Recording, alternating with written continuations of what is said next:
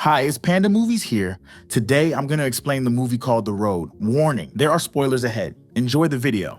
After an unnamed occurrence causes what appears to be an extinction disaster, a man and his young son strive to survive. They forage for supplies and evade gangs as they journey to the coast in the hope of finding a milder climate. Years before, just after the disaster, the man's wife gives birth to their kid and she progressively loses hope. She accuses the man of wasting a bullet purposely to prevent her suicide when he shoots an intruder with one of 3 bullets they have stored for there. She wanders into the woods, removing her coat and cap in the bitter cold, never to be seen again. In the present, the man has only 1 bullet left after shooting a member of a cannibal gang who happens to stumble across them. Later, while exploring a mansion, he and the boy discover individuals imprisoned as food for their captors in the basement. The guy and his son flee when the armed cannibals return. With the threat of being discovered, the dad prepares to shoot his kid, but the cannibal are distracted by the escaping hostages and they depart.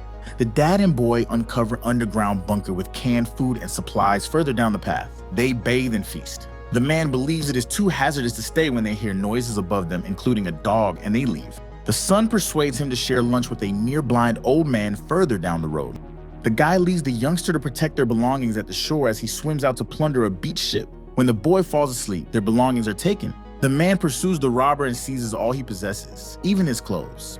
This infuriates the youngster to the point where the man returns and leaves the clothes and a can of food for the thief.